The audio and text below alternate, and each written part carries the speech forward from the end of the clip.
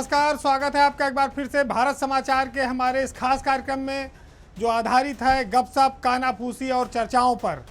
इस बार कई चटपटी खबरें हैं, तो चलिए शुरू करते हैं पावर सेंटर।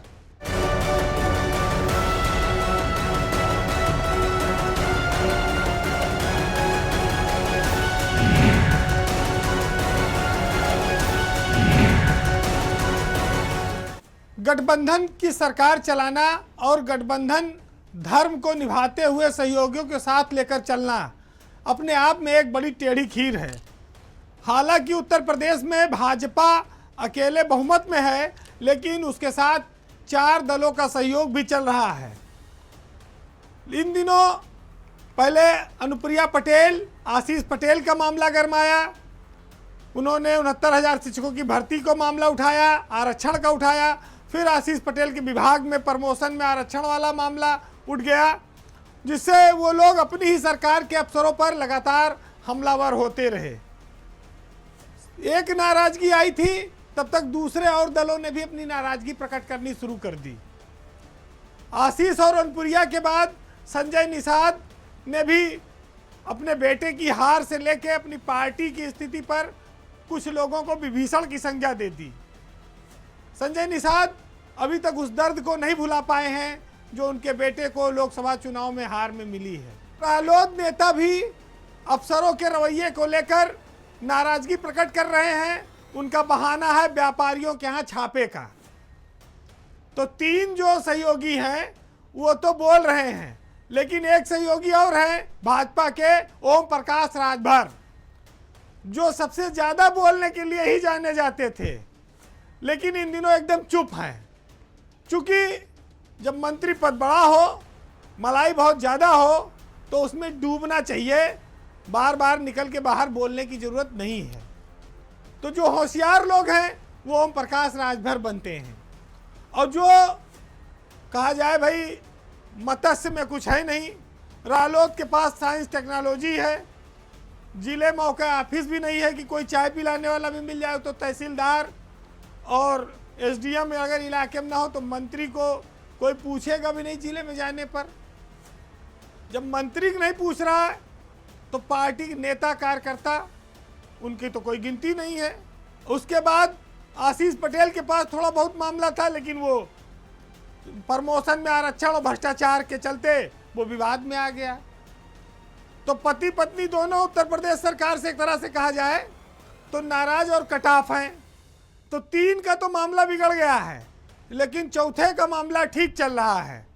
वो अपने विभाग में मस्त हैं और ना उनको कोई विभीषण दिखता है, ना उनको कोई विरोधी दिखता है, ना उनको व्यापारियों के छापे से कोई मतलब है, क्योंकि उनकी पार्टी व्यापार व्यापार की बात करती नहीं है। वो तो दलित और ओबीसी वाला मामला है उनका। संजय निषाद के साथ ये जरूर है कि उनके विभाग में ज़्यादा कुछ संभावना नहीं है, और उनका बेटा लोकसभा चुनाव हार गया। तो उन्होंने जब आशीष पटेल को देखा तो फिर उनके सुर में उन्होंने अभी अपना भी सुर मिला दिया। रालोद में एक बात जरूर आई कि उन्होंने एक जेन्युइन मुद्दे को उठाया कि सब व्यापारियों की फैक्ट्रियों पर छापे डालना, उनके फैक्ट्री के सामने कैमरा लगा देना और गाड़ियों को चेक करना। उत्तर प्रदेश में कच्चे माल की आवक घटी है, उत्पादन घटा है। गुटखा से लेके, सुपारी व्यापारी से लेके, सरिया व्यापारी, सीमेंट व्यापारी, सब लोग काफ़ी परेशान हैं। ये तो मुद्दा अच्छा था, लेकिन चूंकि सरकार ने ही एक अफसर को ये जिम्मा दे रखा है कि भाई तुम ये जितना चोरी चकारी का मामला है सेल टैक्स का, इसको तुम वापस लाओ, बढ़ाओ आय। तो आय बढ़ी कि नहीं, व्यापार घटा कि नहीं, ये सब तो जब 31 मार्च को मूल्यांकन होगा, जब फाइनेंशियल ईयर समाप्त होगा। लेकिन जीएसटी चोरी के नाम पर वसूली भी तगड़ी होती है।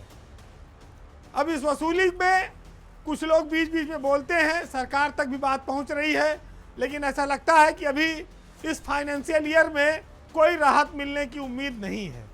तो जहां दाल रोटी की जुगाड़ नहीं, वहां फड़फड़ाहट तो होगी, लेकिन जहां मलाई बट रही हो और बढ़िया दूध मिल रहा हो, ताकत मिल रही हो, तो वो आदमी तो चुप रहेगा ही।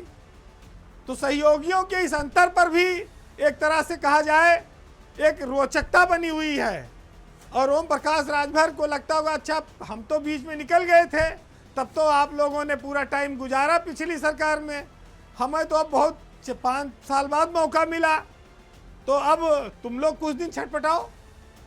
तो भाजपा बहुत बड़ी पार्टी है, चुनाव के समय छोटे छोटे दलों की जरूरत भी होती है। उसने इनको साथ रखा, मंत्री पद दिया, लेकिन विभाग ऐसा दिया कि न जी सको न मर सको, न खुद कुछ खा पाओ न किसी को खिला सको। तो ये छटपटाहट कहा जाए तो कुछ उसकी भी है। उत्तर प्रदेश में बीजेपी का नया अध्यक्ष कौन होगा, इसको लेकर पिछले कई दिनों से चर्चा चल रही है, मंथन चल रहा है। दिल्ली से भी केंद्रीय स्तर पर तैयारी शुरू कर दी गई है और विनोद तावड़े और पीयूष गोयल को लगाया गया है कि आप लोग यूपी में नए अध्यक्ष के नाम को छांट कर लाइए।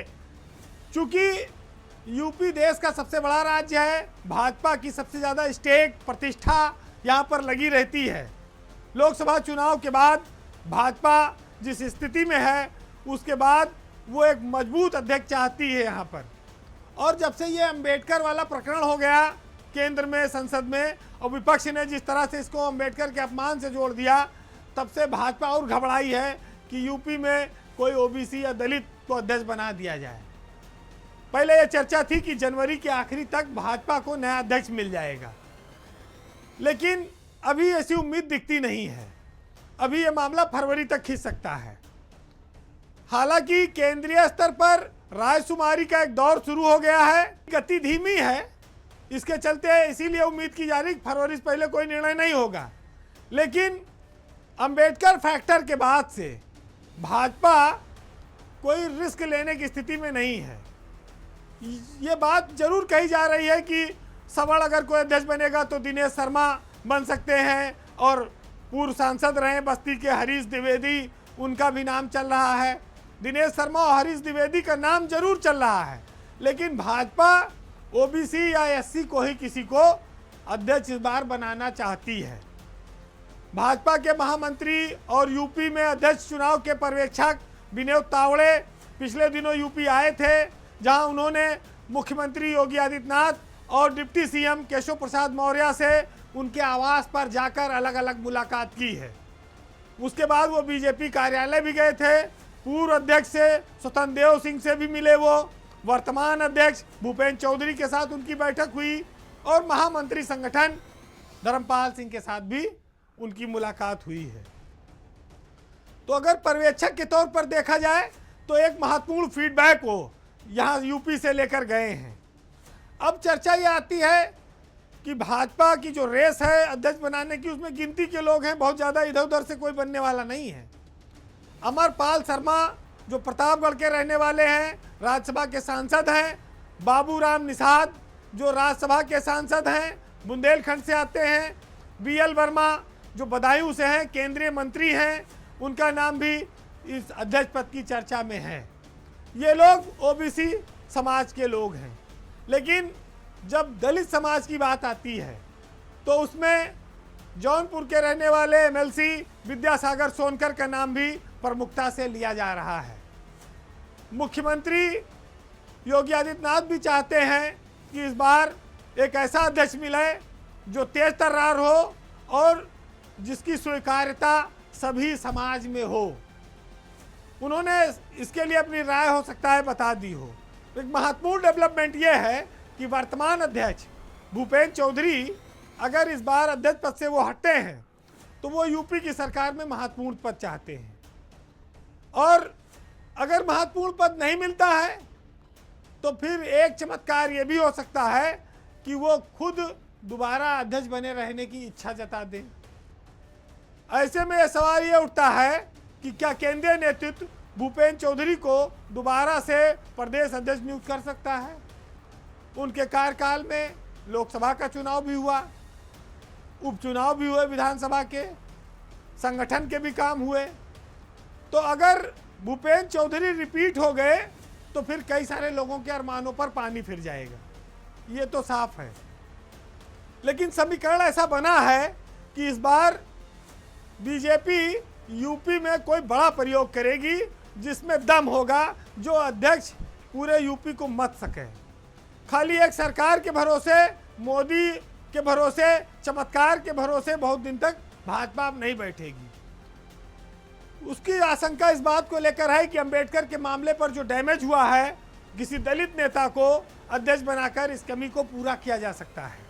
क्योंकि जब से मायावती उत्तर प्रदेश में कमजोर हुई, कुछ दलित वोट इंडिया गठबंधन की ओर भागा, जिसमें समाजवादी को भी मिला, कांग्रेस को भी मिला। वो जो पिछले चुनाव में भाजपा को दिया था, तो उस खोई हुई जमीन को हासिल करने के लिए दलितों का एक बड़ा चेहरा भाजपा को लाना मजबूरी है। और ऐसे में विद्यासागर सोनकर सबसे फिट और सटीक नाम इस पद के लिए हो सकते हैं।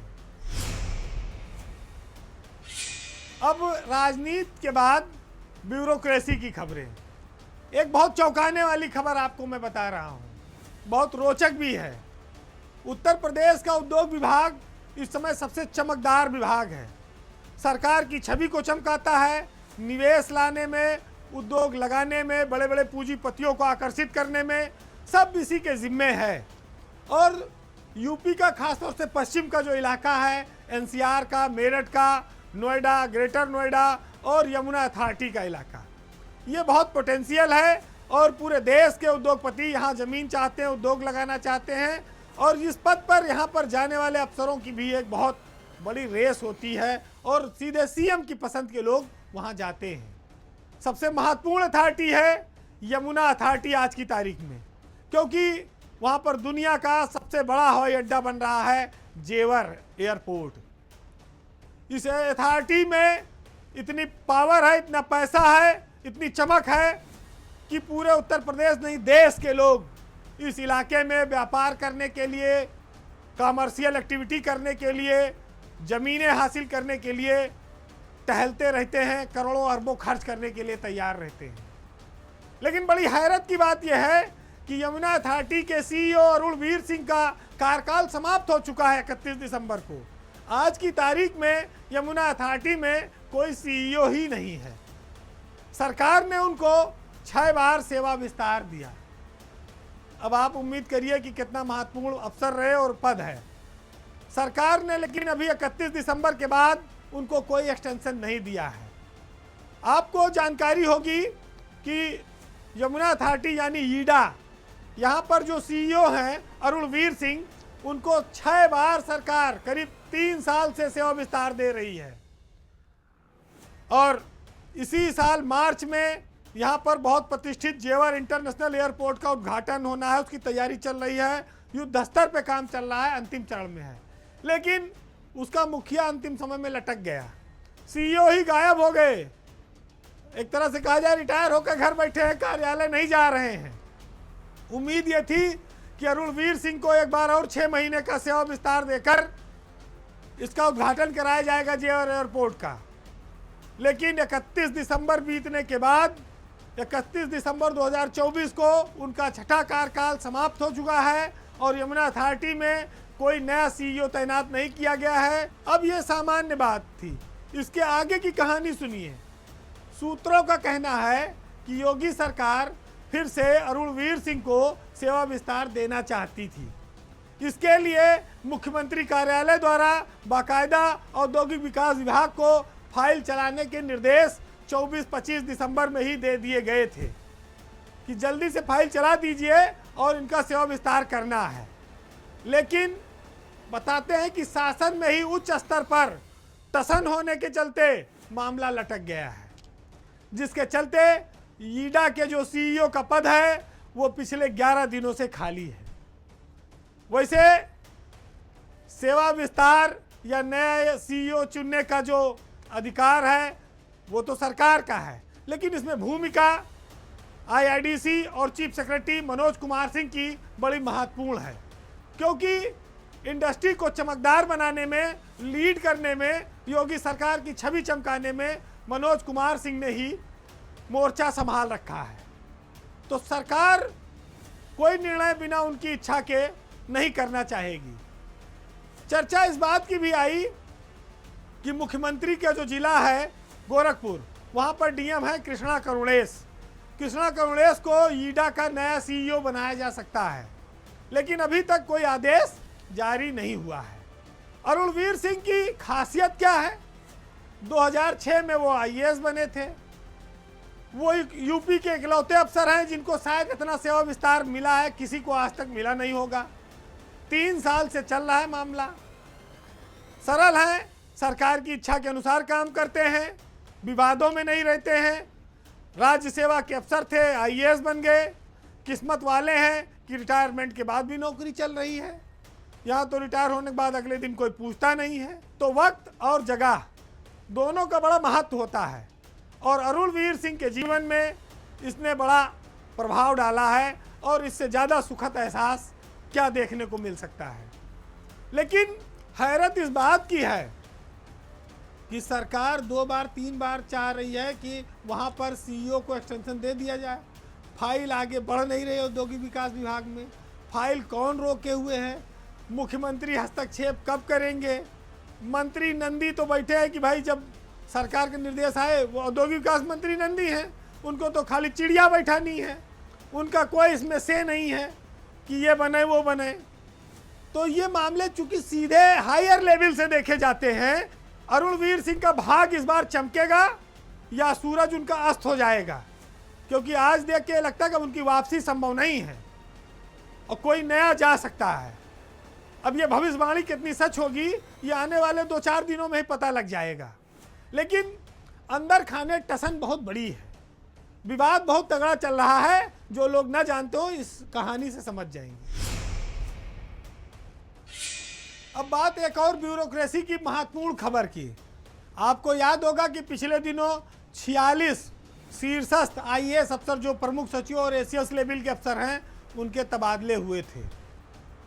लेकिन उन तबादलों में कितने समीकरण बने और कितने बिगड़े, आज हम इस पर आपको कुछ बातें बताएंगे, खुलासे करेंगे। क्योंकि नाम किसी और का था, बाद में वो पद किसी और को दे दिया गया। कारण क्या थे उसके पीछे, कुछ थोड़े बहुत लॉजिक आपको बताऊंगा। जब 46 आईएएस अफसरों के तबादले हुए शीर्ष लेवल पर, तब उसमें सबसे जो महत्वपूर्ण तबादला हुआ एमपी अग्रवाल का। एमपी अग्रवाल उच्च शिक्षा में प्रमुख सचिव थे। उनको 3 महीना पहले सहकारिता का चार्ज दिया गया था। उनके यहाँ रजिस्ट्रार थे ब्रजेश नारायण सिंह, बीएन सिंह। उन दोनों को हटा दिया गया। बीएन सिंह की तो जेपीएस राठौर से खुलेआम थी, वो उनकी मीटिंग में भी नहीं जाते थे और राठौर उनको फ़ोन भी नहीं करते थे। अपने रजिस्ट्रार और मंत्री के बीच खुलेआम विवाद था, यह हर कोई जानता था। लेकिन एमपी अग्रवाल गेहूं के साथ घुन पिस गया, जिनकी कोई गलती नहीं, वो फिर बेचारे उनकी एक तरह से कहा जाए बेइज्जती करके उनको वापस लौटा दिया गया, वापस छिन गया उनका विभाग, उच्च शिक्षा में भेज दिया गया। 1997 बैच का यह अफसर पिछले काफ़ी समय से परेशानियां, पीड़ा और अपमान झेल रहा है, और इस बार भी उनके साथ यही हुआ। नाराजगी सरकार की अभी बनी हुई है, इससे यह साबित होता है कि उनको फिर वापस महत्वहीन पद पर लौटाया गया।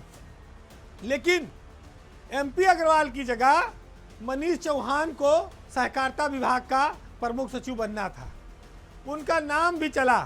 मनीष चौहान आजमगढ़ में मंडलायुक्त थे, लेकिन मामला इसलिए फंस गया कि मनीष चौहान उस समय मतदाता पुनरीक्षण सूची का कार्यक्रम चल रहा था, जिसमें लेखपाल से लेकर डीएम और कमिश्नर तक नहीं हट सकते 7 जनवरी तक।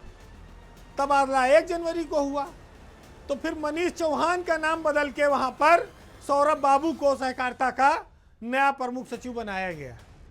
ये भी एक कहानी आई थी।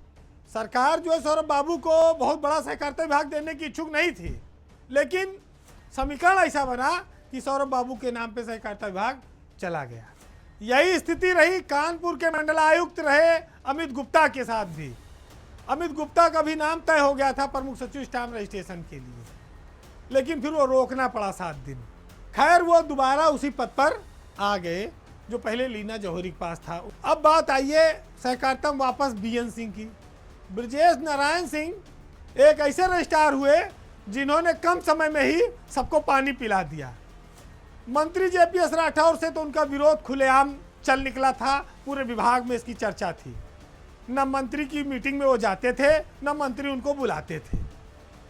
ब्रजेश नारायण सिंह ने यह खुलेआम कह रखा था कि जो भी उनको अधिकार है वो उसका इस्तेमाल खुद करेंगे, उसमें किसी मंत्री या प्रमुख सचिव से वो नहीं पूछेंगे। अपने पावर का रजिस्ट्रार के तौर पर वो इस्तेमाल करेंगे। तो ये बात स्वाभाविक है कि मंत्री को अखरेगी, भाई हमसे भी कुछ पूछो, विभाग के हम भी मुखिया हैं। और दूसरा ये था कि बीएन सिंह यमुना अथॉरिटी के सीईओ बनना चाहते थे। मुख्यमंत्री के सामने और कई जगह से उन्होंने पैरवी भी कराई इस बात को लेकर, लेकिन उनका सम्मान मुख्यमंत्री ने इतना रखा कि उनको ट्रांसपोर्ट कमिश्नर बना दिया, परिवहन आयुक्त बना दिया, जो रजिस्ट्रार से भी बड़ा पद माना जाता है। एक कहानी इसकी और आप सुनिएगा। 1991 बैच में अपर मुख्य सचिव हैं बाबूलाल मीना। बाबूलाल मीना एक ऐसे एसीएस हैं जिनकी प्रमुख सचिव नियुक्ति देवराज के साथ काफ़ी गहरी दोस्ती है, और इस दोस्ती में देवराज अपना हक अदा करने गए थे। वो चाहते थे कि बीएल मीना को कोई बड़ा विभाग दे दिया जाए, जैसे औद्योगिक विकास मिल जाए, या उनको सिंचाई मिल जाए, या पीडब्ल्यूडी मिल जाए, या कोई और बड़ा विभाग मिल जाए जिसमें वो सीनियरिटी के हिसाब से फिट बैठते हों। लेकिन मुख्यमंत्री ने उनकी उस डिमांड को खारिज कर दिया।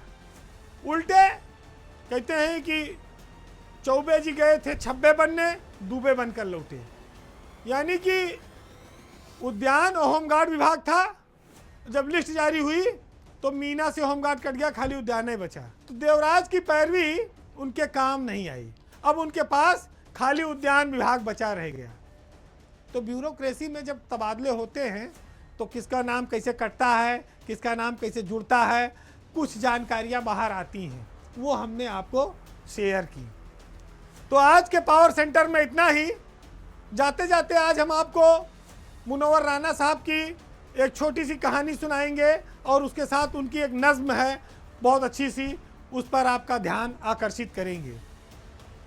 मुनव्वर राना साहब की एक छोटी सी बेटी थी।